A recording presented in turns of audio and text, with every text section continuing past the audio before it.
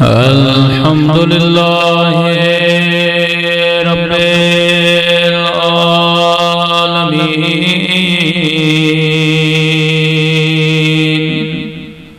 अल्हम्दुलिल्लाह कमा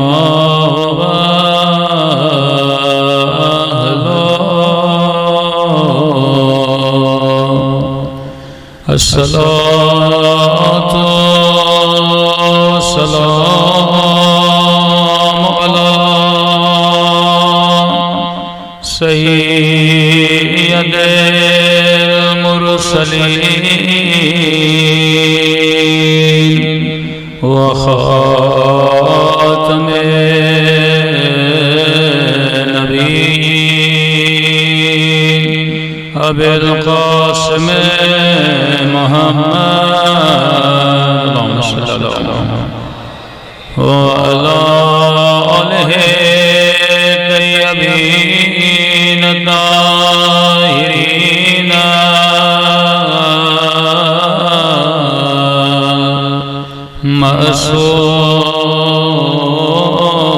मासूमीन। सब मिलके इमाम समाना की ज़हूर की दुआ।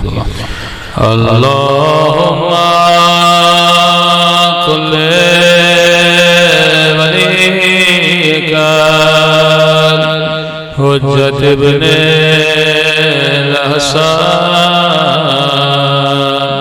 सलवातुका अलैहि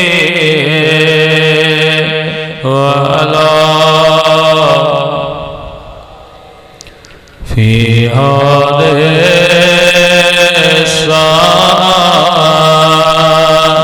वफ़ी कुल्ले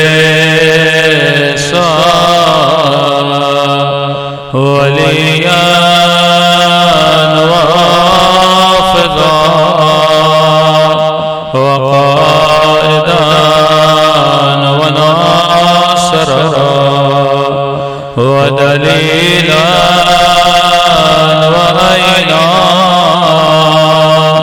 हत्ता तुस्किनहु अर्दका व तुमत्तिअहु फ़ीहा तवीला बिरहमतिका या अरहमर राहिमीन। सल्लल्लाहु अलैहि वसल्लम।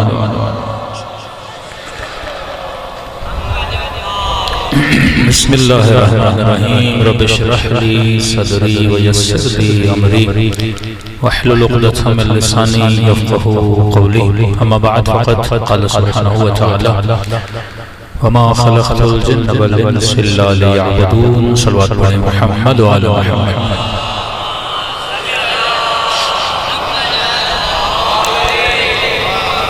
दुआ है परवरदिगार आलम हम सब की इबादतों को अपनी बारगाह में कबूल फरमाए और जिस मकसद ज़िंदगी और इबादत की खातिर मजालिस में जमा हुए खुदा उन मकासद में भी हम सबको कामयाबी अता फरमाए।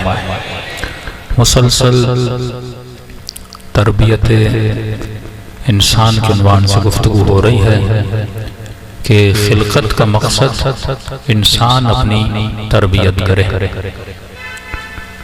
खिलकत का मकसद तू अपने रूह को इंसान कामिल बनाए।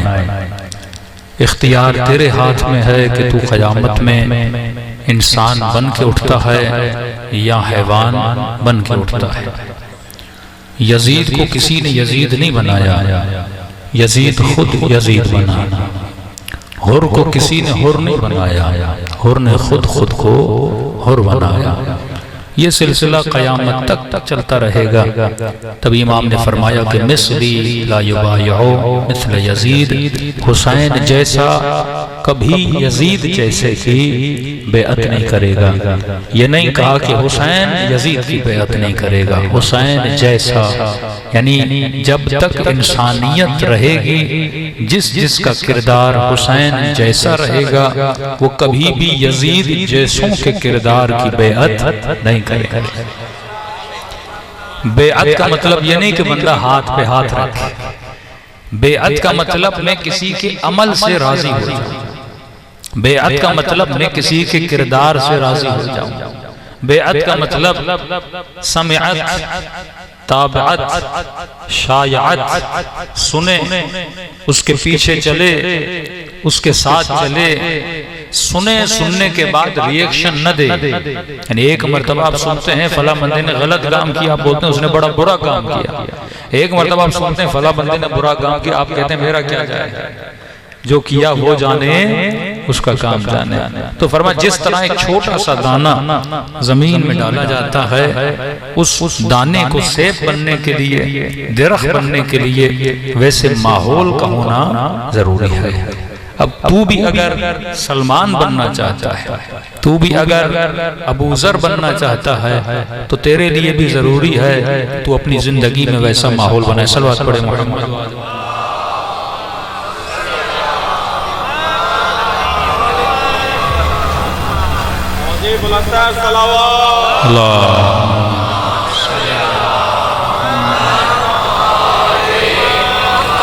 बारह दिगर सलवात पढ़े।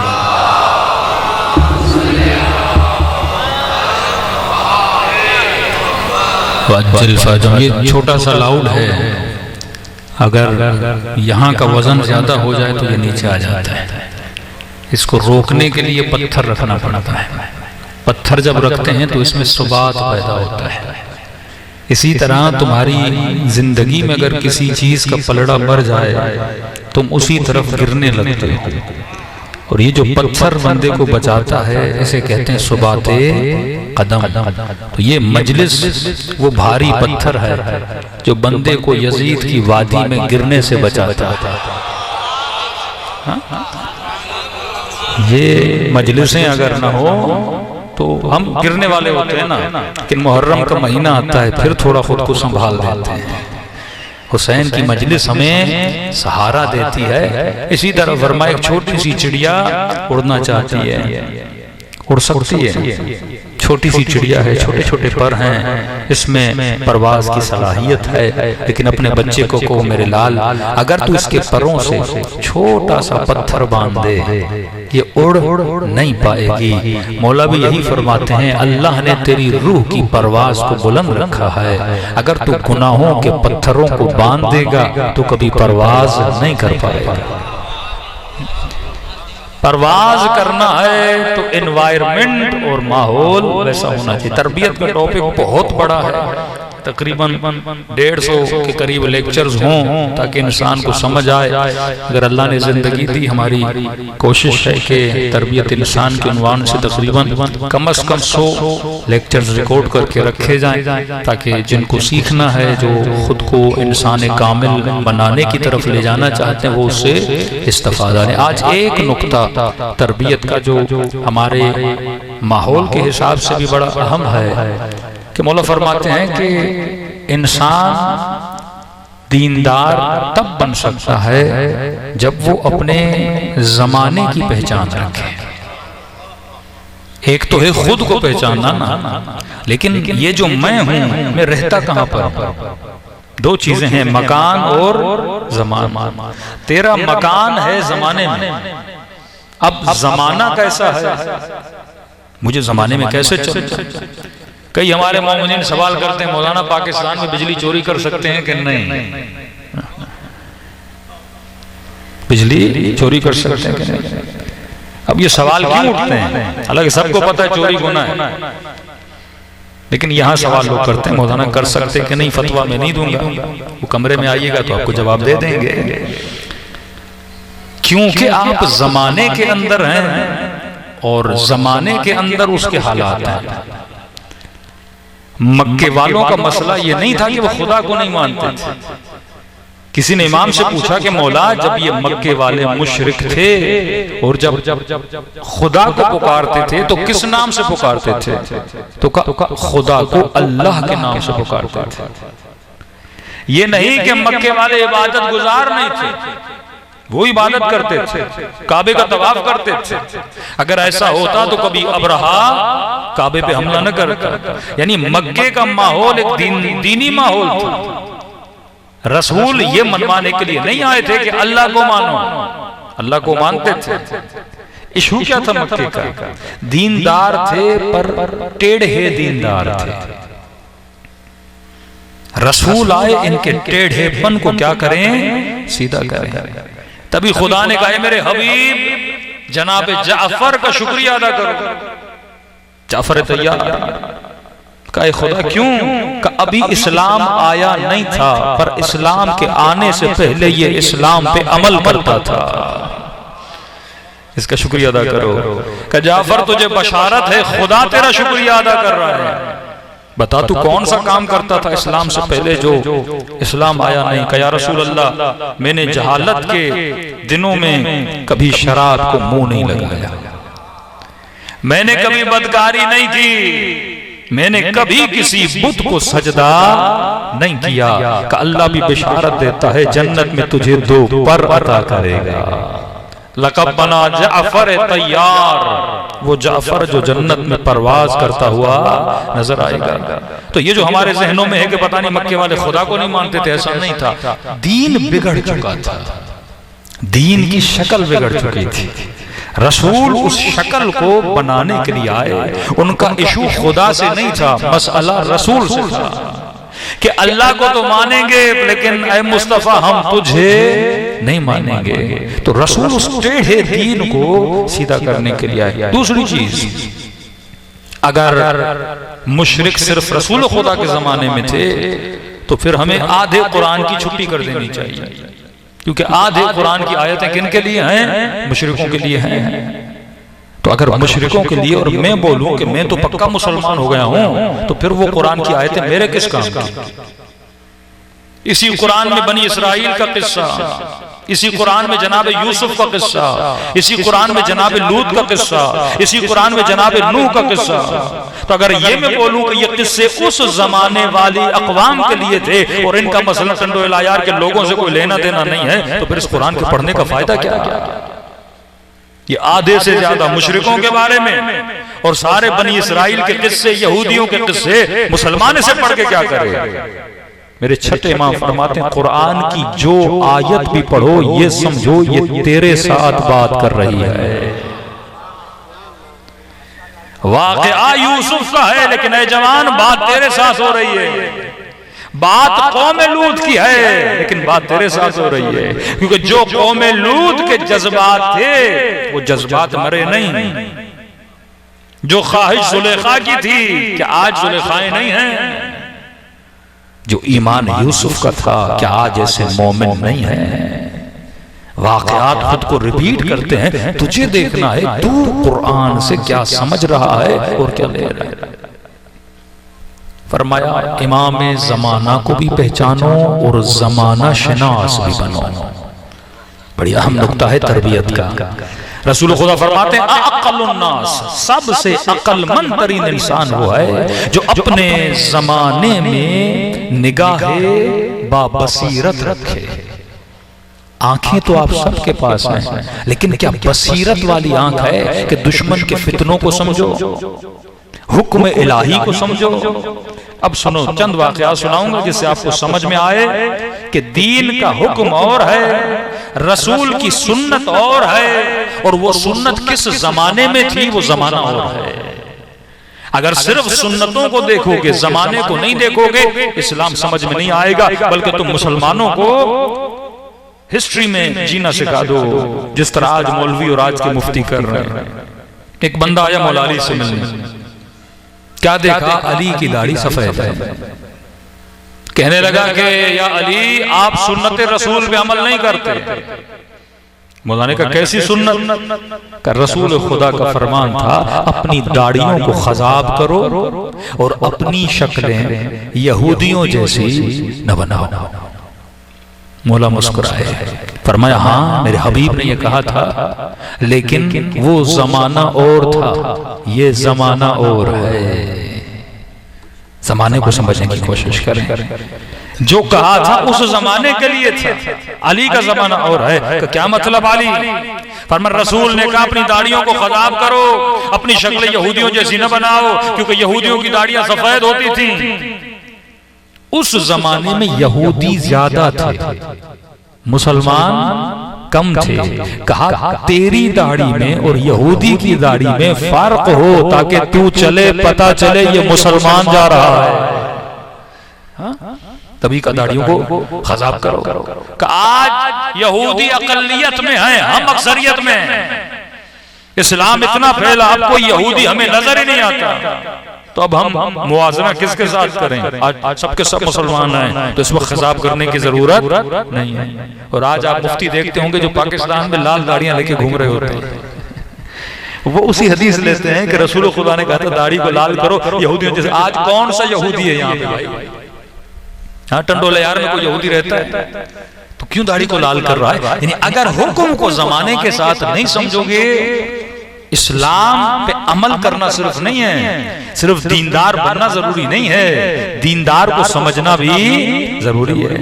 जब तक नहीं समझो, कई मोमिनों ने कहा मौलाना हम ईरान जाते हैं, इराक जाते हैं, उनके घरों पे हमें अलम नजर नहीं आते।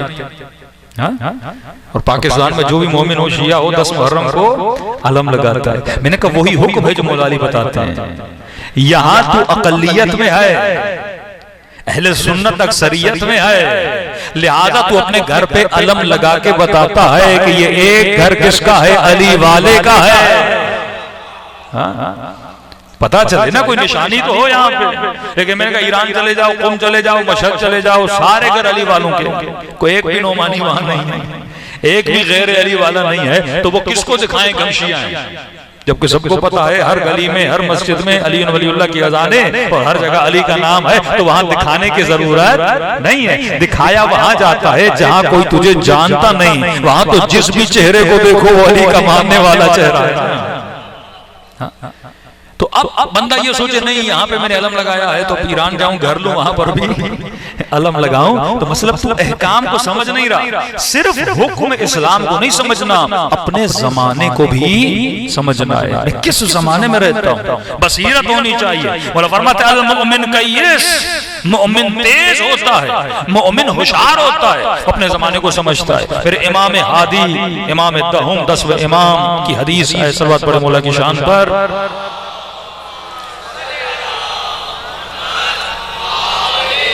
देखिए ये मतालिब अहले बैत बताते हैं।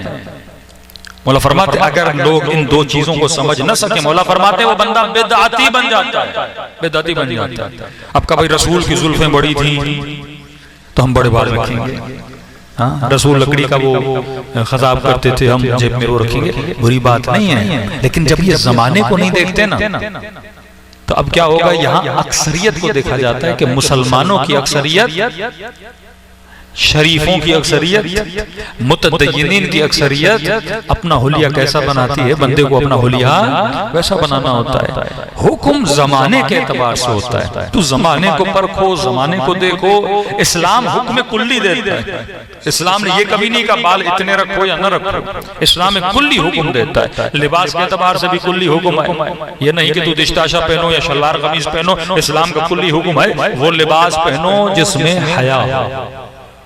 अब मिस्दाक तूने ढूंढना कि किस लिबास में हया है, किस लिबास में बेहयाई है। अब मौला ये तो नहीं बताएंगे जीन्स पहनना जायज है या ना जायज है, हाँ ये तो नहीं बताएंगे शर्ट पहनना जायज है या ना जायज है, वो हुक्म कुल्ली देते हैं भाई वो कपड़े पहनो जिसमें हया हो। अब तू जाके ढूंढ के हया किसमें है और बेहयाई किसके अंदर है, मिस्दाक तूने ढूंढना है। वो बताते हैं इन्नमा युरीदुल्लाह, मिस्दाक तूने ढूंढना है, मिस्दाक कौन है? वो बताते हैं कि अतीउल्लाह व अतीउर रसूल उलिल अम्र मिनकुम, अल्लाह की इताअत कर, रसूल की इताअत कर, और किसकी इताअत कर? उलिल अम्र की इताअत कर। अब मिस्दाक किसने ढूंढना है? मैंने ढूंढना है। अब किसी ने उलिल अम्र शहबाज शरीफ को बना दिया,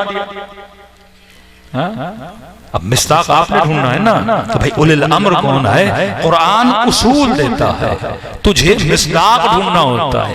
रसूल फरमान देते हैं, तुझे जमाने को पहचान कर वैसे हुक्म को बयान करना होता है। मौला से इमाम आदि फरमाते हैं कि अगर किसी जमाने में जोर यानी जुल्म पर अदालत हाकिम हो जाए, मतलब तुम किसी ऐसे मुल्क में रहते हो, अब वो काफर मुल्क है मुस्लिम वो बात नहीं हो रही, लेकिन उस मुल्क में अदालत है, मतलब इंसाफ है, मतलब कोई गुनाह करे उसे सजा मिलती है, कोई चोरी करे उसे सजा मिलती है। फरमाया ऐसी सोसाइटी में, ऐसे माहौल में बदगुमानी करना हराम है। मिसाल के तौर पे किसी ने कहा भाई टंडो इलाजार के लोग जो हैं वो बड़े मुतदय्यन हैं, यहाँ कोई चोरी नहीं करता, यहाँ हर बंदा वादे से वफा करता है। यहाँ पे बदगुमानी करना कि एक बंदा आपको बोले मुझे 10,000 दो मैं कल वापस करूंगा, यहाँ पे बदगुमानी न करना, क्योंकि सारे मुआशरे में अदालत है। उसी अदालत को देखते हुए तुम हुस्न ज़न करना। अगर कोई तुझसे मांगे, अगर कोई मदद मांगे, अगर कोई सवारी दे, बदगुमानी न करना, खुशगुमान होके उसके साथ मामलात को अंजाम देना। लेकिन इमाम ने फरमाया अगर किसी मुआशरे में अदालत नहीं जुल्म हाकिम हो जाए, जालिम मुआशरा हो, करप्ट मुआशरा हो, झूठा मुआशरा हो, लुटेरों का मुआशरा हो, फरमाया यहां पे खुशगुमानी करना हराम है। यहां बदगुमानी करो। यहां पे ये नहीं कि बंदा तुमसे मदद मांगे फौरन उसे गाड़ी में बिठा दो। ये बिल्कुल ऐसे है कि तफ्तान से कोयटा से तफ्तान जाओ, वो सारे मुसलमान हैं अल्हम्दुलिल्लाह, भाई भाई हैं। वहां पे तुझे खुशगुमानी नहीं करनी, जहां जुल्म होता है वहां पे तुझे क्या करनी है, बदगुमानी करनी है। वहां किसी को गाड़ी में भी नहीं बिठाना, शायद वो तुम्हारा गला काट दे, शायद वो तुम्हें लूट दे। तो मौला फरमाते अगर जमाने को पहचानोगे तो दीनी अहकाम को भी पहचानोगे, अगर जमाने को नहीं पहचानोगे दीन के अहकाम को भी नहीं पहचान पाओगे। एक बंदा इमाम हसन से मिला, ये वाकयात कई हैं मासूमीन के लिबास के हवाले से। छठे इमाम की खिदमत में आया, यही वाकया आठवें इमाम की खिदमत में है। क्या देखा, छठे इमाम जाफर सादिक ने एक सफेद लिबास पहना हुआ है। लिबास वो सफेद कि वो जैसे इमाम को देखता है वो कहता है मौला आपने ऐसा लिबास पहना है जो अंडे की खाल से भी नाजुक है। यानी बारीक लिबास था, जिससे नरम लिबास होता है ना, महंगा लिबास। इमाम को कहने लगा कि आपने कैसा लिबास पहना, आप अपने दादा की सुन्नत में नहीं चल रहे। रसूल खुदा सादा लिबास पहनते थे, आपके जद अली इब्न अबी तालिब सादा लिबास पहनते थे, आपने ये लिबास क्यों पहनना है? इमाम फरमाते हैं वो जमाना और था, ये जमाना हो रहे। अब सादा सा मोमिन कोई किताब पढ़ ले तो मौला अली फटी थे, कल वो फटे हुए जूते पहन के रोड पे चले। अब कहे मैं किसकी सुन्नत पे अमल कर रहा हूँ, मौला अली की सुन्नत पे अमल कर रहा हूँ। मौला फरमाते वो जमाना और था, ये जमाना और है। बाबा अली जिस जमाने में रहते थे वो फकीरों का मुआशरा था, फक्र बहुत ज्यादा था। उस जमाने में अच्छा लिबास पहना फकीर के दिल के तोड़ने के बराबर था। और इमाम हाकिम थे, हाकिम वही लिबास पहनता है जो रईयत का लिबास होता है। फरमा मैं जिस जमाने में रहता हूँ अल्हम्दुलिल्लाह लोग अच्छा खाते पीते हैं, लोग अच्छी चीजें पहनते हैं। तो इमाम ने फरमाया अगर फकीर मुआशरा हो तो फकीरों के साथ फकीर बन के चला करो। लेकिन फरमाया अगर लोगों के हालात अच्छे हो जाएं तो मौला फरमाते हैं दुनिया की नेमतों से फायदा लेना ये नेमत अल्लाह ने रखी ही मोमिन के लिए है।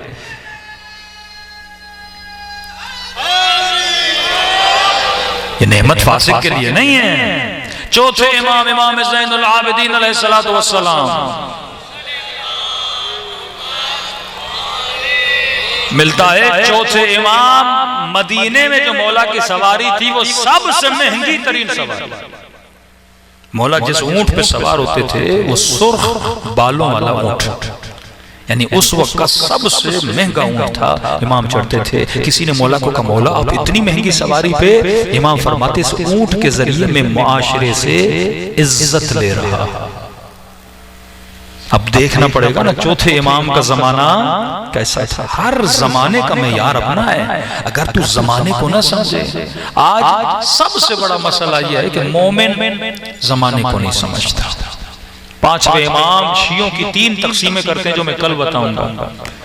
मौला अली जब अपने सहाबी के सामने बैठे गमज़दा थे और अली ने अपने हाथों को ऐसे उठाया, उंगलियों को आपस में मिलाया।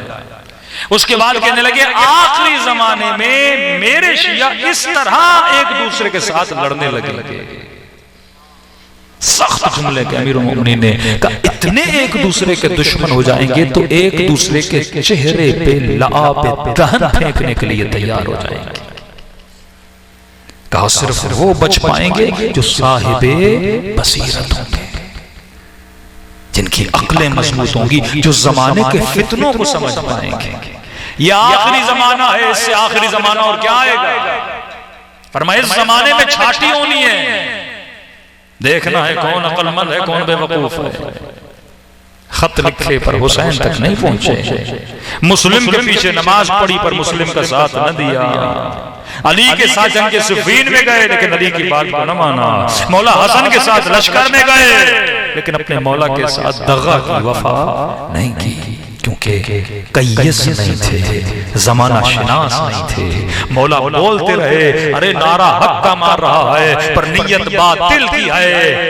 ला हुक्म इल्लल्लाह, तुम सच कह रहे हो, हुक्म अल्लाह का चलेगा, लेकिन अली को ये तो बता कि अल्लाह का हुक्म चलाएगा कौन?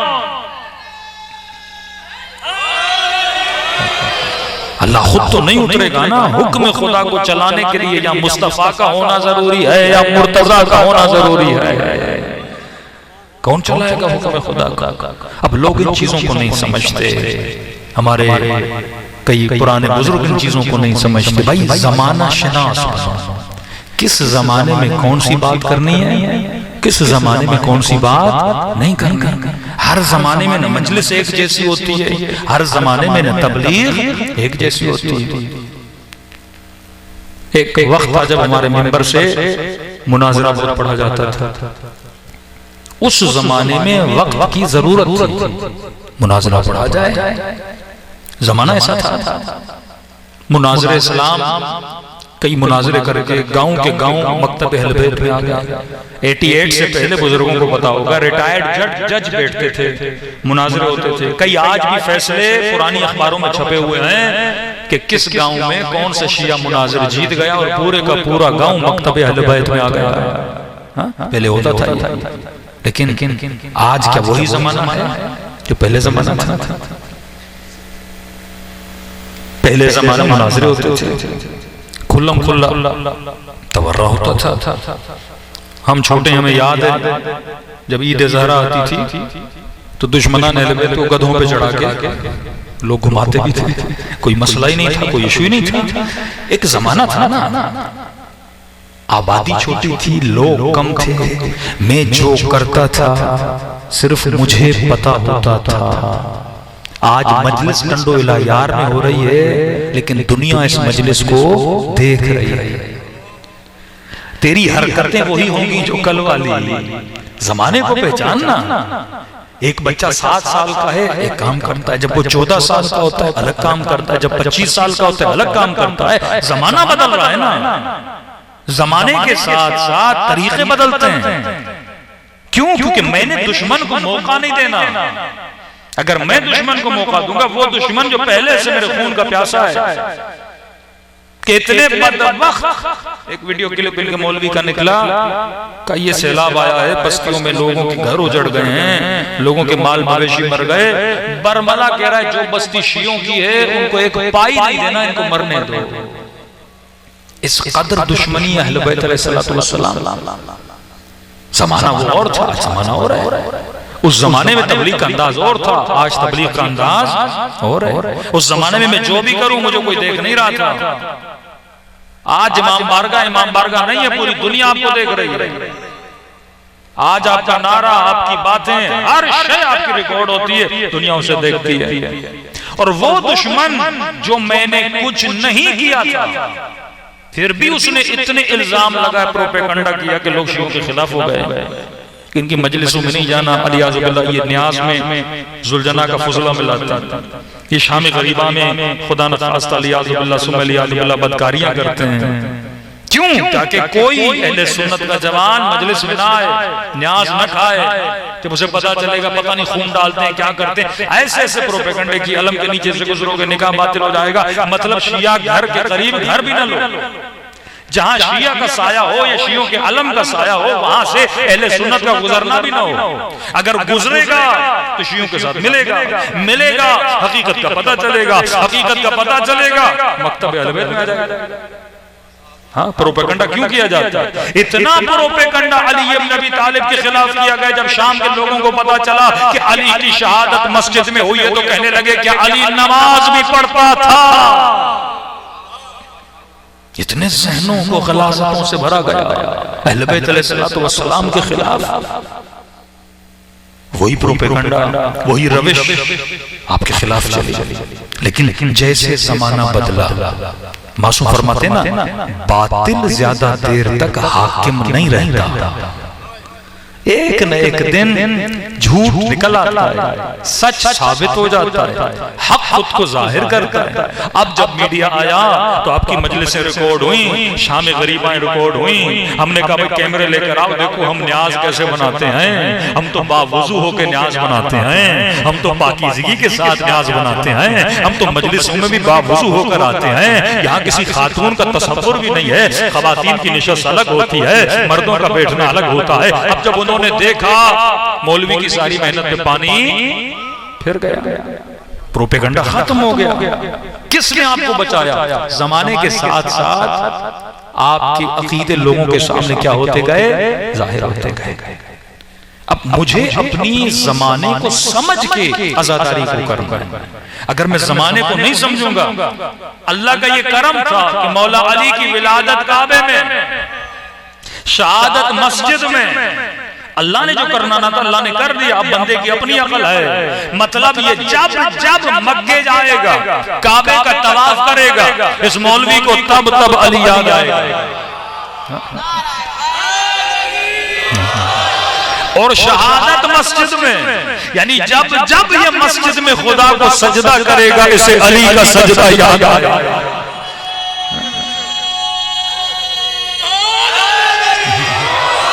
मतलब तू फजीलत अली से कहीं भाग ही नहीं सकता। अगर मौला अली से भागना है तो मस्जिद छोड़नी पड़ेगी और काबा छोड़ना पड़ेगा। जगह वो अल्लाह का कमाल है, उसने फज़ाइल अहले बैत को जगह जगह पे रखा हुआ है। अब तू क्या कर रहा है? मतलब फरमाते बेवकूफ, ये मशहूर मुहावरा भी है ना, बेवकूफ दोस्त से अक्लमंद दुश्मन। जब तू बेवकूफ बन जाएगा तू मकतब को नुकसान देगा, तू मजहब को नुकसान देगा। जब तू जमाना शिनास नहीं बनेगा, इमाम जमाना की मदद नहीं कर सकता। मौला जमाने का इमाम है, तू समाज के किस जमाने में किस तरह मकतब अहले बैत को बढ़ाना है। आज दुश्मन ने प्रोपेगेंडे करके, अब वो प्रोपेगेंडा तब था जब हम कुछ करते नहीं थे, कुछ नहीं करते थे, फिर भी गलत प्रोपेगेंडा मकतब अहले बैत के मानने वालों के खिलाफ। अब सवाल है, अब तो कैमरे आपको देख रहे हैं, अब आप जो कुछ करोगे उस चीज से वो गलत प्रोपेगेंडा बना के आपके खिलाफ इस्तेमाल कर सकते हैं। मैं ये समझूं कि मैं एक लफ्ज बोल रहा हूं, बस टंडोलायर वाले सुन रहे हैं, नहीं, आज तेरी बातें पूरे आलम इस्लाम पे असरअंदाज होती हैं। आज तुम्हारा एक जुमला आलम इस्लाम पे असरअंदाज होता है। हम तो इसी में लगे रहे, शेर व शायरी में, तंज में, मजाक में, ठठोल में लगे रहे। इस्लाम फैला दूसरे मुल्कों में भी, दुश्मन से कभी कुछ सीखा। तबलीगी जमात वाले बड़े सख्त मुखालिफ हैं अहले बैत के जाने वालों, लेकिन एक खूबियां उनमें बड़ी है। हम तो बस शेर पढ़ते रहे कि थैला उठा के और छोटी शलवारें और बड़ी कमीजें पहन के चल रहे हैं और मजमा वाह वाह वाह करता रहा।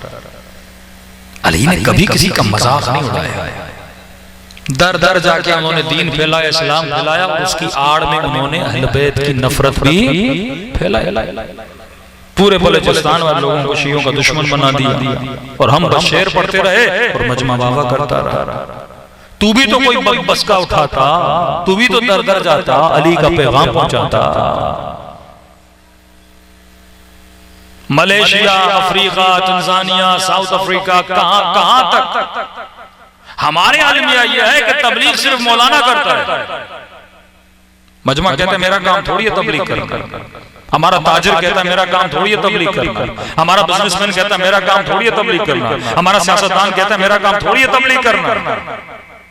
लेकिन उनके 10 मिलियन मुबल्लिग हैं, 10 मिलियन मुबल्लिग, 1 करोड़।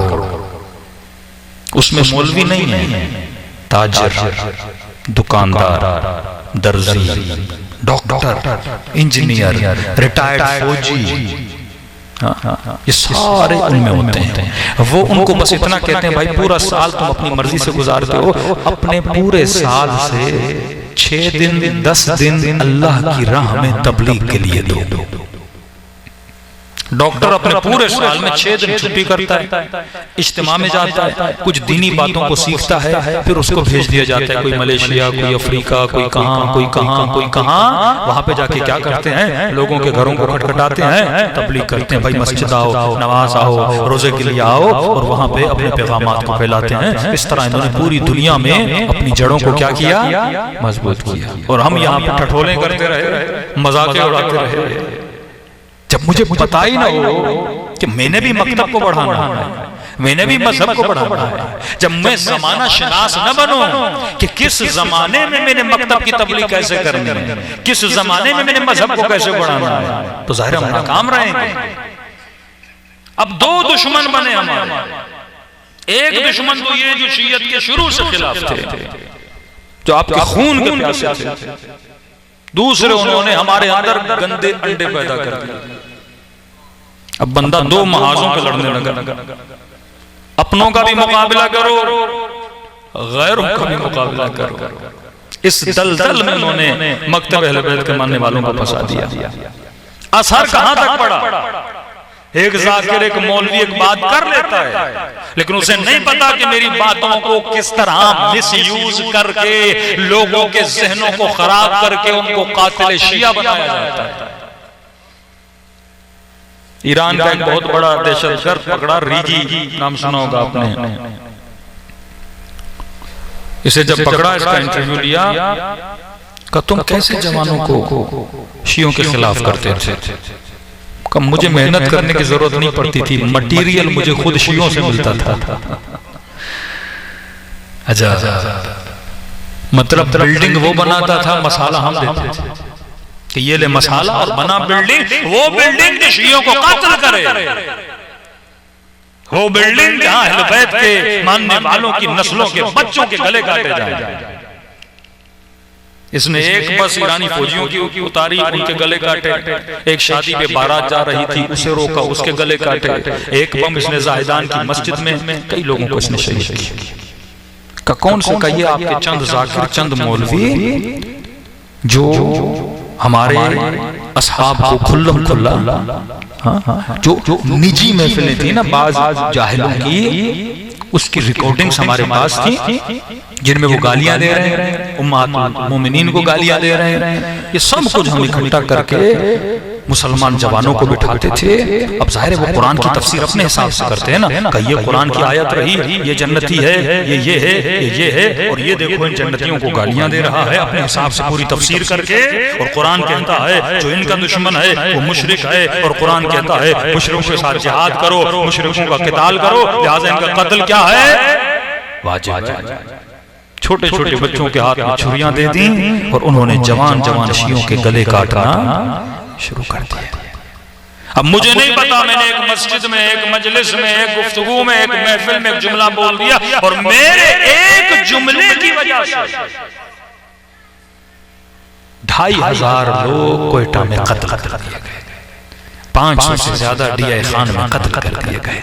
पारा चनार के लोगों को बसों से उतार कर, लकड़ी की आरी नहीं होती जिससे लकड़ी काटी जाती है, उनकी टांगों को जिंदा जिंदा काटा गया। उनके माओं के घरों पे मेरी एक वाहवा के लिए, 4 चुटकुले सुनाने के लिए मैंने हजारों लोगों को शहीद करवा दिया। क्यों? क्योंकि मुझे पता नहीं था कि किस जमाने में किस तरह बात करनी चाहिए। का फितनों में उस ऊंटनी के बच्चे की तरह रहो जो न किसी को सवारी देता है, न कोई उससे दूध ले सकता है। ऐसा न बनो कि दुश्मन तुझसे दूध निकाले, उसे मटीरियल, फेक मटीरियल बनाने की जरूरत न पड़े, वो तेरा मटीरियल उठा के तेरे खिलाफ चीजें करे। भाई किस शिया को नहीं पता जनाब ज़हरा का कातिल कौन है? सबको पता है, लेकिन कुरान के उसूलों को भी समझ। अगर किसी का बाप शराबी भी हो ना, उसके मुंह पे बोलोगे ना तेरा बाप शराबी हो, तेरा मुंह तोड़ देगा। बात करने का तरीका होता है, समझाने का तरीका होता है। 70,000 मिंबरों से अली को बुरा भला बोला गया, लेकिन अली ने किसी मिंबर से उसको गाली नहीं दी। ये बता कि अली का नाम मिट गया?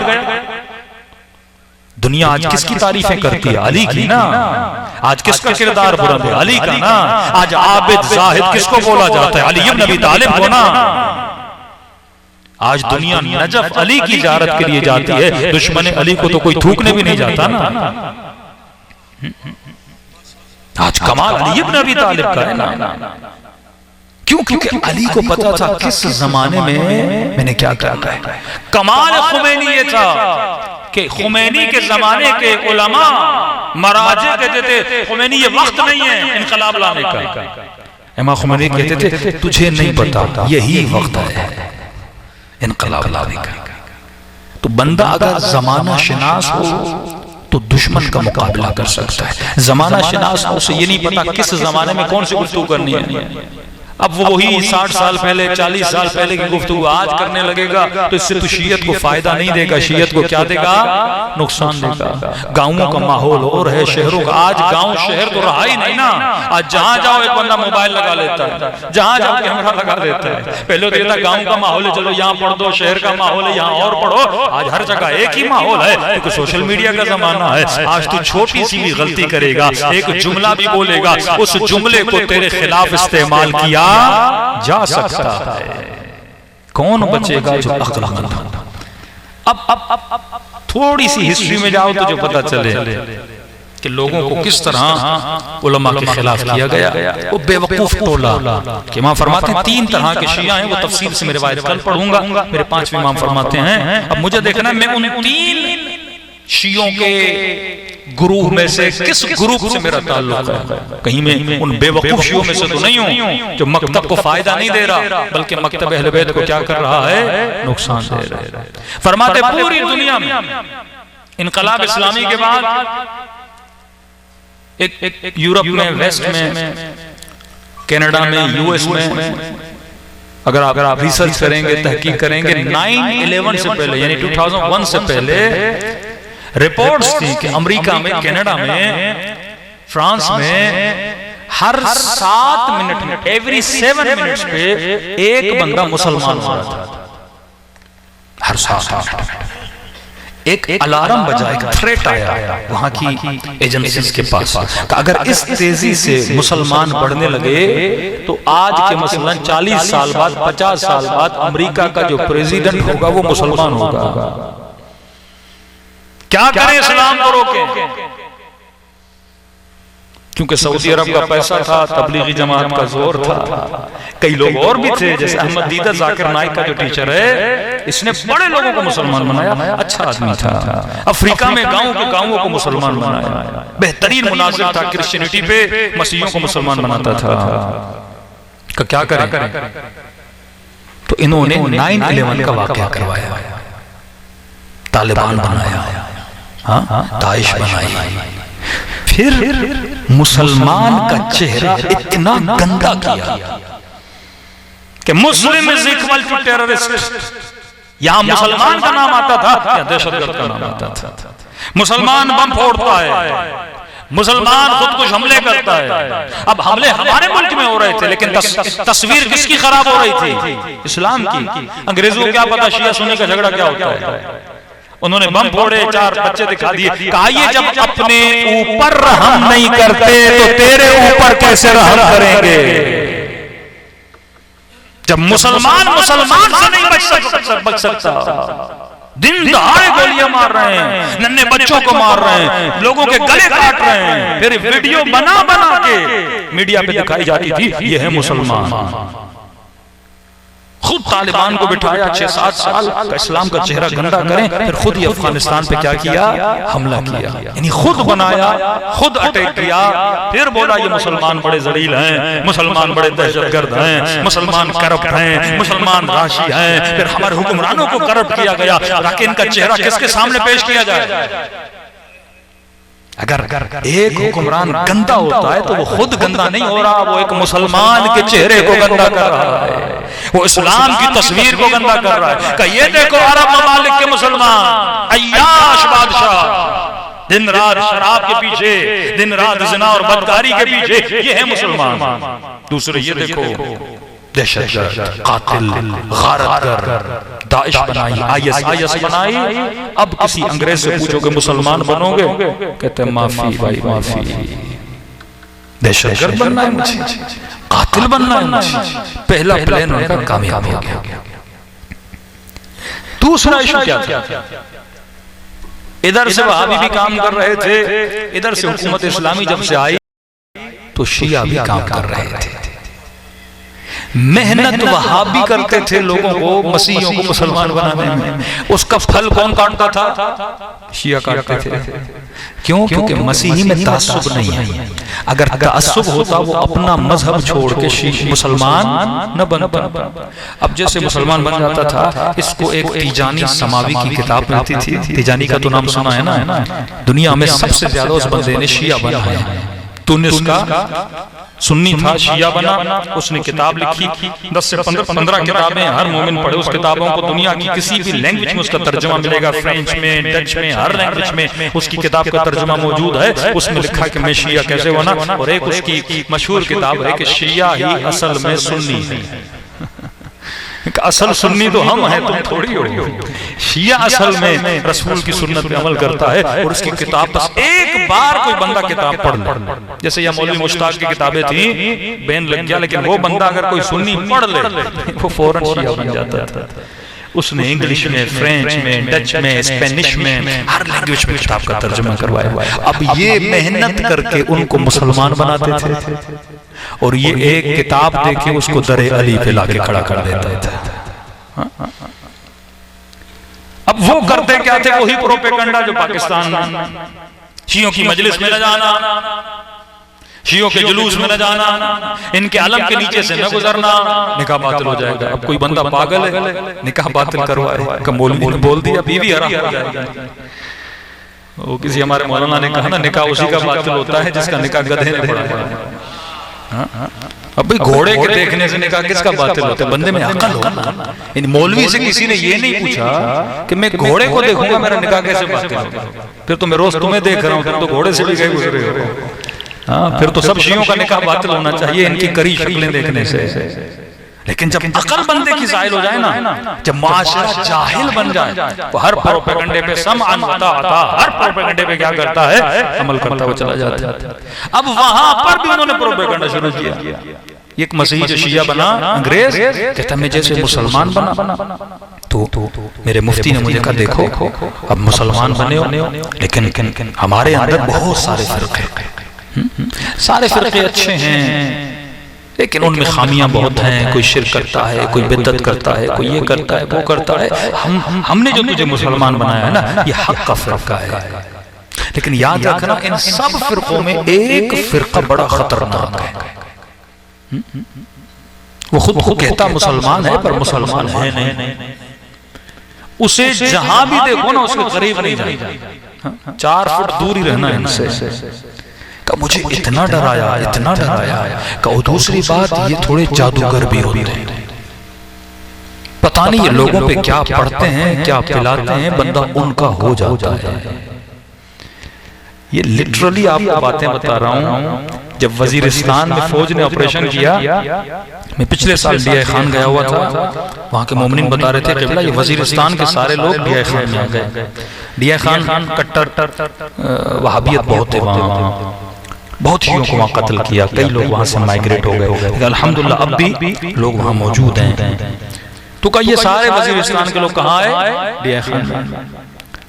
वजीरिस्तान के लोग मतलब समझो उनके ऊपर तालिबान इतने साल हाकिम रहा। कितनी तबलीग की होगी शियों के खिलाफ। टीवी वीवी कुछ भी नहीं, बस बंद माहौल में लोग रहते थे। मतलब जमाना शिनास नहीं थे। अगर तू जमाना शिनास बने तो खुदा तुझे इमाम जमाना से मिलाता है।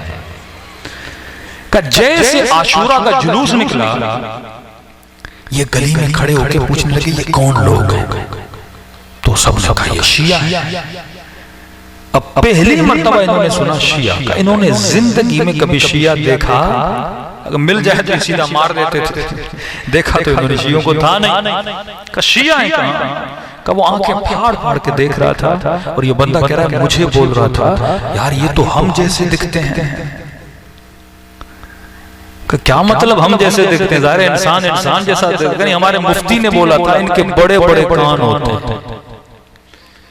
इन्होंने रसूल के साहब की तौहीन की, अल्लाह ने इन पे अज़ाब नाज़िल किया है, इनके कान क्या हो गए हैं? बड़े हो गए। और रात को जब सोते हैं ना तो एक कान अपने चेहरे पे रख के सोते हैं। ये पाकिस्तान की बातें बता रहा हूं। इस कदर ज़हनों को भरा गया, यानी मतलब जमाना इतना आगे निकल चुका। इनका मुफ्ती आज तक बोल रहा है कि शियों पर अल्लाह का अज़ाब है, इनके अंदर कोई हाफिज नहीं होता, आज तक बोल रहा है। शियों को कुरान पढ़ना नहीं आता। ये अल्लाह ने इन पे फिटकार डाली है, ये कभी कुरान याद नहीं कर सकते। लेकिन ऐसा तमाचा मारा ईरान ने इनके चेहरे पर, 4 साल का हाफिज बना के दिया। आज तक उसके जवाब में ये कोई हाफिज 4 साल का बना नहीं सके।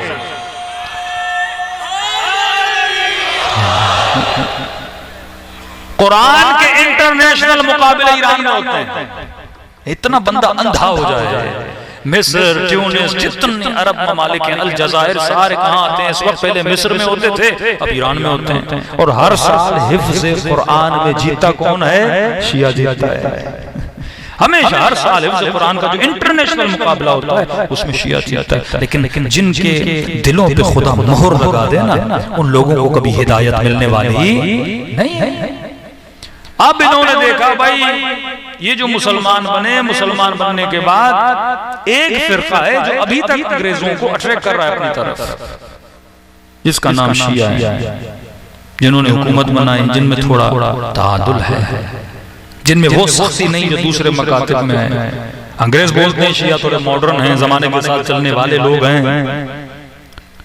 अब कहा कि हमने दूसरों की शक्ल तो खराब कर ली, क्योंकि जो बम से मर रहे थे वो भी शिया, जिनके गले कट रहे थे वो भी शिया। लेकिन आज तक उनको नहीं मिला मसलन इस्लामी शिया हुकूमत ने ऐसे काम किए हों, लोग अट्रैक्ट हो रहे थे। अब कहा कि शियों का भी चेहरा क्या करो? बिगाड़ो। का जमाने को पहचानो, किस जमाने में मैंने कौन सा काम करना है जिससे दुश्मन मेरे खिलाफ कोई काम इस्तेमाल न कर सके। तो आप आज गूगल पे जाइए और लिखिए मुस्लिम शिया। इमाम खुमैनी के पास रिपोर्ट आई, क़िबला बड़ी तेजी से वेस्ट में लोग शिया बन रहे हैं, और सिर्फ अंग्रेज नहीं, बड़ी तेजी से अहले सुन्नत शिया बन रहे हैं, बड़ी तेजी से, तबलीग के नतीजे में। लेकिन अभी इन्होंने कोशिश की है कि हमारे चेहरे को क्या किया जाए? खराब किया जाए। का क्या कर रहे हैं? चेहरे कैसे खराब कर रहे हैं? का गूगल पे लिखो शिया मुस्लिम, शियत की तस्वीर क्या आती है? सिर्फ खून ही खून नजर आता है। का भाई शिया बनोगे तो तुझे अपना खून निकालना पड़ेगा।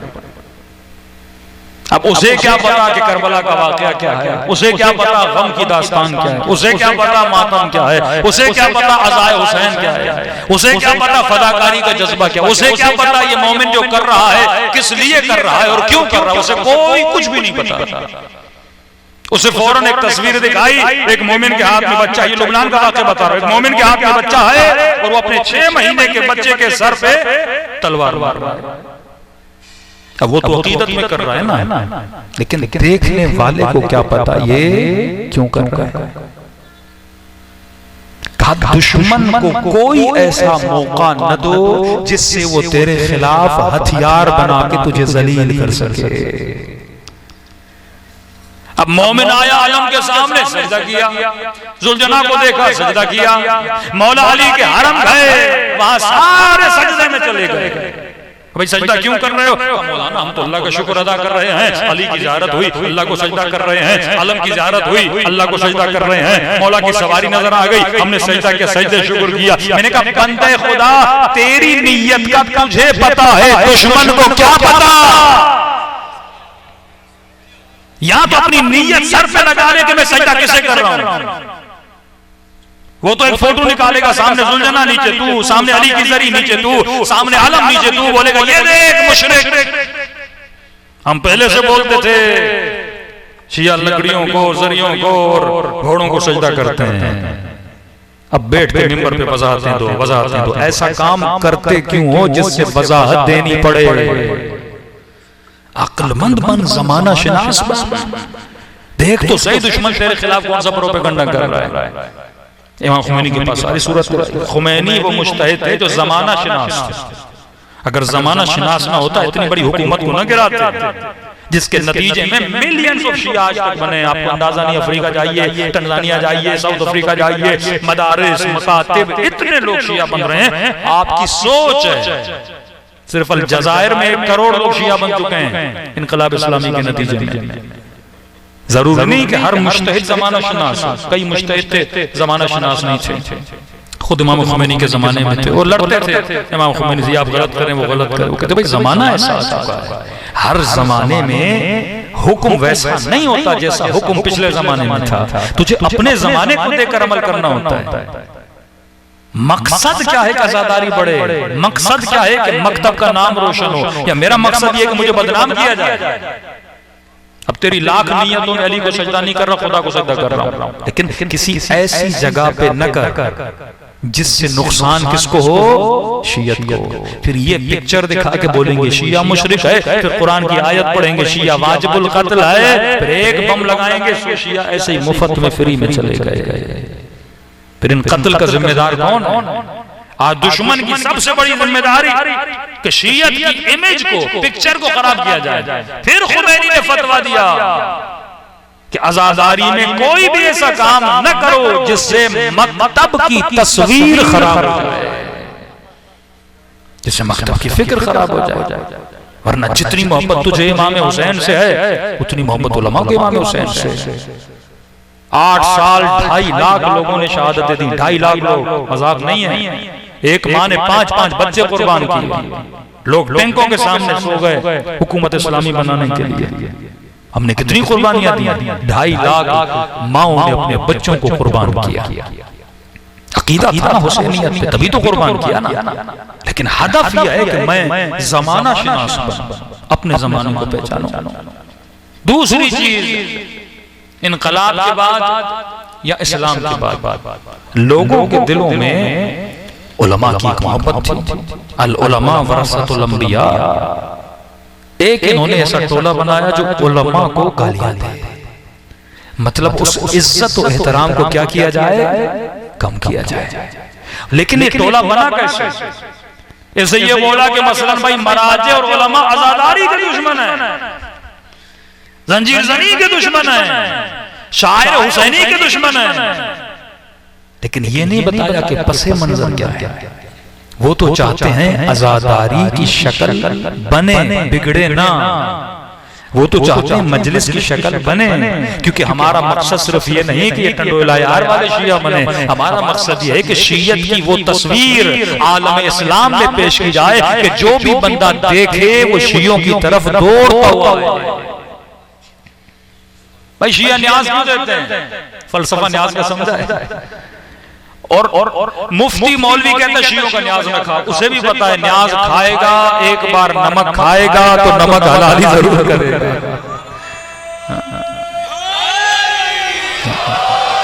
दावत जुल अशीरा जो रसूल ने दी, यही निशानी थी ना। आज हमारे सिंध में किसी ऑफिसर से काम निकलवाना होता, आप क्या करते हो? दावत देते हो, आम की पेटी भेज देते हो, हिरन का गोश्त भेज देते हो, फौरन फाइल पे साइन हो जाता है। फितरत इंसान है ना। एक बंदा जब खा ले तो एहसान जब किसी पे आप करते हो, मौला फरमाते हैं अल इंसान अबीदुल एहसान, इंसान एहसान का गुलाम होता है।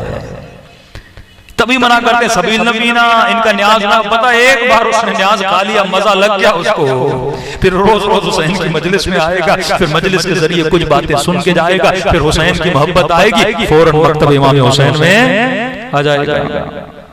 लेकिन एक बंदे को दूर से बोला इसका न्याज ना खाना, तभी हम न्याज खिलाते हैं, भर भर के सबीले रोडों पे लगाते हैं कि अखियार पिएं ताकि उनके दिल में हुसैन की मोहब्बत बढ़े। एक तरीका है ना आजादारी बढ़ाने का, एक इमेज है ना। अब ये आपकी इमेज दुश्मन नहीं दिखाएगा कि शिया दे के लगाते हैं, शिया फ्री में खाना खिलाते हैं, शिया सबीले लगाते हैं, ये नहीं दिखाएंगे। शिया इस तरह अदब और एहतराम के साथ बैठ के मजलिस सुनते हैं। कभी आपकी मस्जिदों की पिक्चर्स नहीं लगाएंगे, कभी आपके नमाज जुमा की पिक्चर्स नहीं लगाएंगे। आप गूगल में जाओगे सिर्फ शिया लिखो और देखो तुम्हारी इमेज क्या आती है। आजादारी का एक छोटा सा पहलू जिसमें खूनी मातम होता है वही दिखाया जाता है। तो मराजे ने कहा जमाने का तकाजा है, हम कोई भी ऐसा काम न करें जिससे शियत की इमेज क्या हो, खराब। दुश्मनी किसी किसी से नहीं है। फिर कुछ नादान पैदा किए, काबिल से गालियां दिलवा हुआ मराजे को, मुज्तहिदीन को। पहली बात तो समझ लीजिए, जो गाली दे वो अली का मानने वाला नहीं है, वो अमीर शाम वाला है। अली का मकतब का उसूल है, कोई बात समझ में नहीं आ रही पूछो, अदब के दायरे। कोई फतवा समझ में नहीं आ रहा पूछो, अदब के दायरे में। किसी बात से इख्तलाफ है, भाई बात करो ना। जब मौला अली खवारिज के साथ बात कर रहे हैं तो अली वाले से बात क्यों नहीं कर रहा? बात करने के लिए तैयार नहीं। मौला फरमाते कोई भी बात नहीं समझ आ रही ना, बैठो मौलाना ये फतवा मेरी समझ में नहीं आ रहा, मुझे हदीस दीजिए, मुझे रिवायत दीजिए, मुझे मासूम का कलाम सुनाइए ताकि बात मेरी समझ में आ जाए। मसला क्या हो जाएगा? हल हो जाएगा। लेकिन कहते नहीं, शैतान इतना बुग़्ज़ और इनाद भर देता है ताकि मोमिन मोमिन से मिल न सके। इसलिए मौला का फरमान है, अगर मोमिन अली वाले से नाराज हो जाए और 3 दिन गुजर जाए, एक दूसरे से बात न करे, इन दोनों पर अली की, अल्लाह की, नबी की लानत।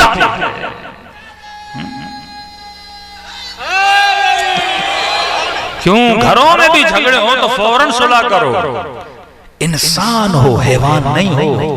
कुत्ते आपस में लड़ते हैं, इंसान एक टेबल पे बैठ के बात करता है। रसूल यहूदियों को बात के लिए बुला रहा है, मसीहियों को बात के लिए बुला रहा है। आखिर तक नबी लड़े नहीं का मुबाहिला करते हैं। मैं हाथों को उठाता हूँ, ऐ खुदा अगर मैं सच्चा हूं तो इन पे अजाब नाज़िल कर, अगर ये सच्चे हैं तो मोहम्मद पे अजाब नाज़िल कर। जब मुबाहिले में ले गए तो जो झूठे थे वो भाग गए, जो सच्चे थे वो खड़े रहे। आज अक्ल व शऊर का जमाना है, सोशल मीडिया का जमाना है। शियत को महदूद न करो, इस मकतब को बढ़ने दो। दुश्मन ने इतनी साजिशें की इस मकतब के खिलाफ, कितनी जानें बच्चों की ली गई, माओं की गोदें उजड़ गई ताकि ये मकतब बचे। अक्लमंदों की जरूरत है इमाम ज़माना को, जमाने का इमाम, जमाने को पहचान, जमाने में रहना सीख, तब उस इमाम की इमामत में रहने के लायक बनोगे। सल्लल्लाहु अलैहि मोहम्मद व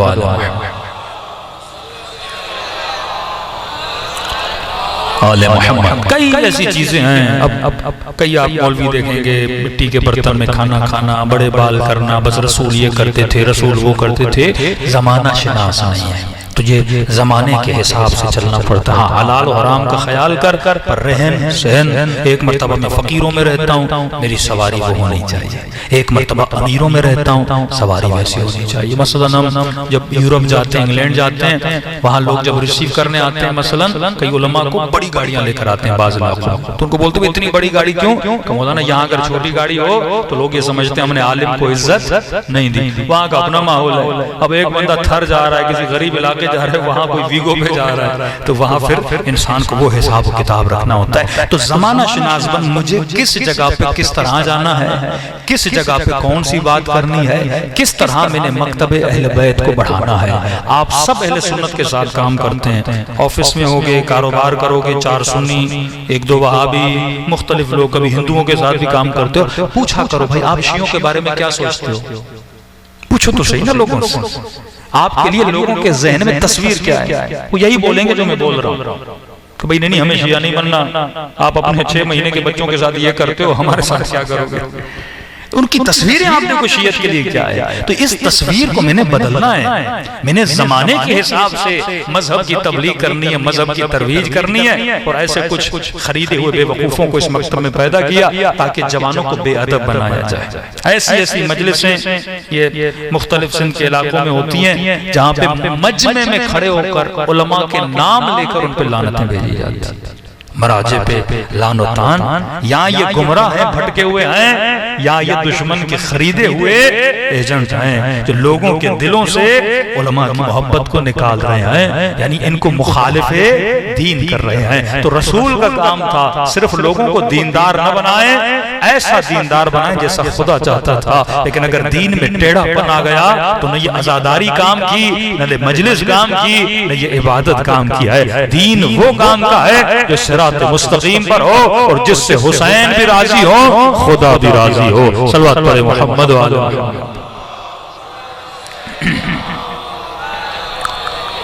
तो ये तरबियत का बहुत बड़ा उन्सुर है। कल वक्त मिला चंद हदीसें आपकी खिदमत में रखेंगे मासूमीन से कि ज़माना शिनास बना। फरमाया अक़लुन नास, अक़लमंद तरीन इंसान वो है जो बसबा बसीरत हो, जो समझे दुश्मन क्या कर रहा है। सियासत का जमाना है, आपको सियासत भी आनी चाहिए ना। आज तो बड़ा मुश्किल है, आज खतीब बनना भी बड़ा मुश्किल है ना। सिर्फ ये नहीं आप 4 हदीसें पढ़े और मजमे में गुफ्तगू करें, आपको पता होना चाहिए दुनिया में क्या हो रहा है, सियासत में क्या हो रहा है, शियों के खिलाफ साजिशें क्या हो रही हैं, ज़ायनिस्ट लॉबी क्या कर रही है, पाकिस्तान में वहाबी क्या कर रहे हैं, मुख्तलिफ NGOs क्या कर रही हैं। माशरों को जकड़ा हुआ है फितनों में। रसूल खुदा की बड़ी अजीब हदीस फरमाया, ऐ मेरे प्यारे सहाबियों, अगर तुम दीन के 10% पर भी अमल न करो तुझे निजात नहीं मिलेगी। सुनिएगा बड़ी प्यारी हदीस। ऐ मेरे असहाब, अगर तुम दीन के 10% पे भी अमल न करो तो तुझे निजात नहीं मिलेगी। और फरमाया आखिरी जमाने में अगर कोई दीन के 10% पे अमल करे उसे निजात मिल जाएगी। क्यों? क्योंकि तुमने मुझे देखा हुआ है। आखिरी जमाने के लोगों ने मुस्तफा को देखा नहीं, मुर्तजा को देखा नहीं, हुसैन मौला को देखा नहीं। अगर वहां पे बंदा 10% भी दीनदार बन जाए तो उसकी निजात के लिए उम्मीद बाकी है। लेकिन तू अगर मुझे देख रहे हो, अगर 10% छोड़ भी दो तो तेरी निजात, मतलब 90% अमल करो 10 न करो फिर भी निजात नहीं हो सकती। लेकिन आखिरी जमाने का बंदा 90% न करे 10% करे फिर भी निजात की उम्मीद है, क्योंकि उसने देखा नहीं है। और आखिरी जमाना बड़ा मुश्किल है, फितनों का जमाना, गुमराही का जमाना। मौला अली के क्या गम की आलम था कि मौला ने हाथ को जोड़ा कि इस तरह शिया आपस में लड़ेंगे। मौला ने बताया गालियां देंगे एक दूसरे को, लआबिदान फेंकेंगे एक दूसरे के चेहरे पर आखिरी जमाने में। कि मौला इतना जमाना बुरा हो जाएगा, कहां बुरा हो जाएगा। कि मौला क्यों? क्योंकि वो लोग खुद को तैयार करेंगे मेरे आखिरी बेटे हजरत महदी के लिए, क्योंकि ये जमाना खालिस को ना खालिस से जुदा करने का जमाना है। आज वो बचेगा जिसकी अक्ल तेज होगी। बड़ी तेजी से लोग गुमराह हो जाएंगे, क़िताल करेंगे, लड़ेंगे, एक दूसरे के खून के प्यासे हो जाएंगे। फरमाया बस बचेगा वो जिसने इल्म का दामन पकड़ा और निगाह बाबसीरत संभाली, और अगर खालिस हो गया तो यकीनन ये इमाम का सिपाही बन जाएगा। जवान पूछते मौलाना कि हम अब भी मसलन हम अच्छे बने, नेक बने, तो क्या इमाम ज़माना के सिपाही बन जाएंगे? मसलन मौला का ज़हूर नहीं हुआ हम, तो फिर क्या होगा? तो ये वाकया सुनो, आगाए गालिबन दस्तगैब का वाकया। कहते हैं एक बंदे 2 शिया बस में बैठे थे सफर कर, तो एक शिया जो उसके साथ बैठा था वो थोड़ा झुका तो उसके सर से अमामा गिरा। अमामा गिरा तो उसके सर पर गहरा जख्म था, जैसे किसी तलवार से उसके सर पे किसी ने मारा। तो दूसरे ने पूछा कि आपके सर पे जख्म कैसे? तो उसने मुस्कुराकर कहा कि ये जख्म मुझे जंग सिफीन में लगा था। उस बंदे ने कहा मजाक क्यों कर रहे हो भाई, 1000 साल से ज्यादा वक्त गुजर गया और आपके सर पे जंग सिफीन का जख्म है, मजाक नहीं करो।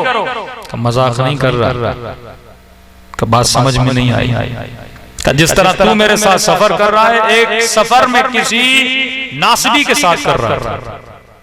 2 लोग जा रहे थे, अकेले थे सफर में, तो बात छिड़ी, तारीख की बात छिड़ी, बात आई जंग सिफीन पे। मैंने कहा अली हक पे थे, उसने कहा अमीर मुआविया हक पे थे। मैंने कहा अगर मैं उस जमाने में होता मैं अली का साथ देता। उसने कहा मैं अगर उस जमाने में होता तो अमीर शाम का साथ देते। कहता वो इतना मौला के खिलाफ बोलता क्या, यहां तक कि उसने मौला अली को बुरा भला कहना शुरू कर दिया। कह रहा मुझसे बर्दाश्त नहीं हुआ, तो कहने लगा अगर मैं उस जमाने में होता अलियाज़ुबिल्लाह तो मैं अली को कत्ल कर देता। मैंने भी कहा अगर मैं उस जमाने में होता तो अमीर शाम को कत्ल कर देते। कहते बात इतनी आगे बढ़ी कि हम लड़ पड़े आपस में, और लड़े उसने, उसके हाथ में खंजर था या तलवार थी, उसने वो निकाली और उसने मेरे सर पे मारी। जैसे सर पे ज़रबत लगी मैं जमीन पे गिर गया और बेहोश हो गया। कहता अब जब मेरी आंख खुली तो मैंने देखा मेरा सर अली की गोद में पड़ा हुआ है। मौला ने शफकत का हाथ मेरे सर पे फेरा, जख्म वहीं का वहीं भर गया और खत्म हो गया। और सामने वो मरा हुआ था। इमाम ने कहा मैंने इसे मार दिया। क्या मौला आप? इमाम ने कहा तूने अली के साथी होने का हक अदा कर दिया। अब जब कोई भी पूछे ना तेरे सर पे जख्म कहां लगा था तो तुझे हक है बोलना ये जख्म जंग सिफ़ीन में लगा था, अली के दिफा में। आज खुदा की कसम तो ऐसा बन जाए, अचानक कयामत के दिन उठोगे, मौला हुसैन कहेंगे तू भी शोहदाए करबला में था। आज अगर वैसा बन जाए, परवानी मौत कब आती है? दुआए आहद तर्जुमे के साथ पढ़ो। कफनी शाइरन कि खुदा जब मर जाऊं मुझे कफन समेत कब्र से उठाना और अपने लश्कर में शिरकत दिलाना। मौत जब भी आए बंदा ये मुंतजर रहो मौला आएंगे तो सिपाही, अभी से तू सिपाही बन। मौत जब भी आए अल्लाह ने इख्तियार दिया है अपने वली को कि वो तुम्हें जिंदा भी कर सकता है, वापस भी बुला सकता है। दिलों को करबला लेकर चलें। दुआ करें कि परवरदिगार हमें अक्ल सालिम अता करे, दुश्मन के फितनों को समझने की तौफीक अता करे, दीन इस्लाम को अमल करने की और इसे आगे बढ़ने की तौफीक नसीब करे। इस्लाम शिनास बनाए, दीन फहम बनाए, ताकि हम उस तरह अमल करें कि शैतान के वसवसों से भी बचें और दुश्मन के खन्नास जहन से भी बच पाएं। दिलों को करबला लेकर चलें और सलाम करें अपने आका की मजलूमियत पे कि खुदाया हमें ऐसा बनाना जैसा शहीद करबला हमें देखना चाहते हैं। अस्सलामु अलल हुसैन व अला अली इब्न हुसैन व अला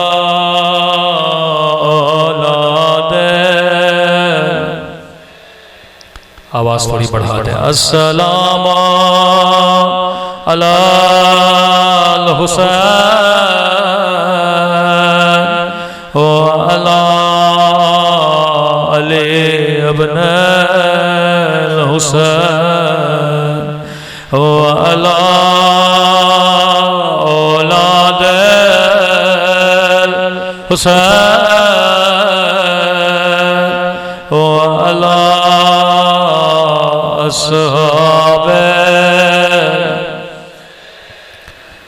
मेरा सलाम हो सकीना की यतीमी पे,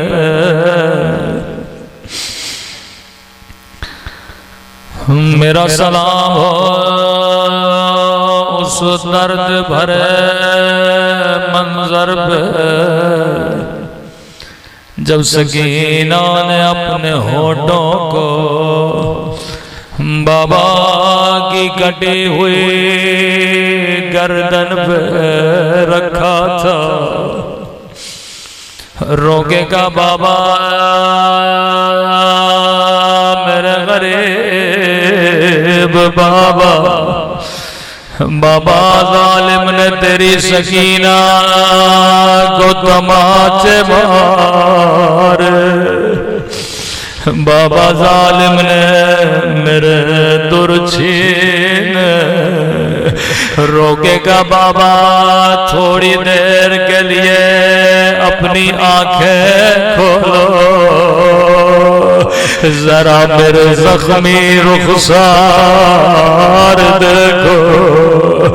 बाबा शिमर का हाथ बड़ा था सकीना का रुखसार छोटा था।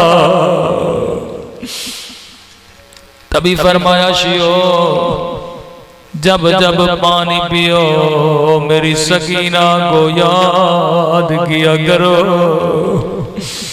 जिनके घरों में नन्ही नन्ही बच्चियां मौला फरमाते कभी अपनी बच्चियों को तमाचे न मारा करो। एक मोमिन ने कहा मौलाना मैं पहले भी बीबी सकीना पे रोता था पर अब ज्यादा रोता हूँ। मैंने कहा क्यों? का मौलाना पहले अल्लाह ने मुझे बेटी नहीं दी थी, जब से खुदा ने बेटी दी मुझे नहीं पता हुसैन ने कैसे बर्दाश्त किया। जालिम सकीना को तमाचे मारता रहा। इमाम हुसैन के जुमले ऐशियो जब जब पानी पियो मेरी सकीना को याद किया करो। एक घूंट के लिए मेरी बच्ची को तमाचे मारे। रिवायत के जुमले हैं थकी हुई बच्ची प्यासे बच्चे बीबी ज़ैनब की गोदी में थी। जब काफिला बाजार में पहुंचा सकीना ने कहा पुप्पी अम्मा मुझे बड़ी प्यास लगी। बीबी ज़ैनब ने प्यार से कहा सकीना सब्र करो यहाँ पानी देने वाला कोई नहीं, पत्थर मारने वाले बहुत है। साबिर इमाम की साबिर बेटी है। सकीना ने फिर अपना सर झुका लिया जी पुप्पी अम्मा सब्र करूंगी। छत पे एक मोमिना बैठी थी उसने ये मंजर देखा दौड़ी दौड़ी गई गिलास में पानी भरा आकर बीबी ज़ैनब को पानी दिया। कहती है कैदी बीबी घबराने की जरूरत नहीं मैं तेरी बच्ची को पानी पिलाऊंगी। बीबी ने पानी सकीना को दिया। कहती है कैदी बीबी मेरे मौला कहा करते थे अल्लाह कभी कैदियों की दुआ रद्द नहीं करता। जब तेरी बच्ची पानी पी ले मेरे लिए कुछ दुआएं करा दे। बीबी ज़ैनब ने सकीना को बोला सकीना हम सैयद हैं किसी का एहसान नहीं उठाते, पहले इसके लिए दुआ करो सकीना बाद में पानी पीना। रावी कहता है नन्ही सी बच्ची ने अपना नन्हा सा चेहरा बुलंद किया, अपने नन्हे से हाथों को उठाया, कब बता तेरे लिए कौन सी दुआ करो। का जैसे मोमिना की निगाह सकीना के जख्मी कानों पे पड़ गए, ओ जख्मी रुखसारों पे पड़ गए, ये अपनी सारी दुआएं भूल गए। कहती है कैदी बीवी दुआ करो अल्लाह मेरी बच्ची को ओ तेरी तरह यतीम न बनाए, ओ तेरी तरह कैद न बनाए। सकीना ने हाथों को उठाया मेरे अल्लाह तुझे सकीना की कैद का वास्ता ओ किसी बच्ची को मेरे तरह यतीम न बनाना, किसी बच्ची को मेरी तरह कैद न बनाना। मोमिना बता दूसरी दुआ क्या है? कहती है कैदी बीबी मुद्दतें गुजर गई, मैं मदीने नहीं गई। अल्लाह किसी को गुर्बत में वतन का नाम न सुनाए। कहा कैदी बीबी दुआ करो मदीने जाओ। बीबी ज़ैनब ने कहा मदीना। ज़ैनब को सुगरा याद आ गई, नाना का रोज़ा याद आया। कब मदीने जाकर क्या करोगी? कहती है कैदी बीबी ये पूछने की बात है, मदीने में मेरे रसूल का रोज़ा है और मदीने जाकर क्या करोगी? क्या मदीने में तेरे रिश्तेदार है? नहीं कैदी बीबी मदीने में मेरा मौला हुसैन, मदीने में मेरा आका अब्बास, मदीने में मुझे कुरान पढ़ाने वाले, मुझे हिजाब सिखाने वाले। ज़ैनब को बड़ा प्यार आया। ऐ मोमिना तूने हुसैन का नाम लिया, अल्लाह तुझे बड़ा मकाम अता करे। ऐ मोमिना तूने अब्बास को याद किया, लेकिन जरा मुझे इतना तो बता, क्या मदीने वाली बीबी से नाराज हो?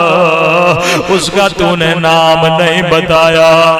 कहती है कैदी बीबी मेरी मजाल में बीबी से नाराज हो जाओ, लेकिन कैदी बीबी मेरी मजबूरी समझो, मैं अपनी बीबी का नाम नहीं ले सकती। ज़ैनब ने कहा क्यों नहीं ले सकती? ओ कैदी बीबी ये बाजार का माहौल है, ना महरमों का मजमा है, मैं अपनी बीबी का नाम यहाँ नहीं ले सकती। बीबी ज़ैनब का बड़ा प्यार आया। कम मोमिना अगर मैं दुआ करूं तेरी दुआ यहीं कबूल हो जाए तो क्या कहोगे? कहती है क्या कहना चाहती हो? कि अगर मदीने वाली तुझे बाजार में नजर आए तो क्या कहोगे? एक मर्तबा मोमिना जलाल में आती है, कहती है कैदी बीबी दुआ नहीं करनी न कर, लेकिन मेरी बीबी को बदुआ न दे। मेरी बीबी तुझ जैसी कैद नहीं के बाजारों में आए। मेरी बीबी नाम है अली की बेटी का, ओ मेरी बीबी नाम है अब्बास की बहन का। इतना सुनना था ज़ैनब को जलाल आया, अपना चेहरा उठाया, का उम्मे हबीबा नहीं पहचाना अना ज़ैनब। अरे वो दिन गुजर गए, ओ मेरा हुसैन मार गया, ओ मेरा अब्बास मार गया। उम्मे हबीबा ज़ैनब उजड़ गए।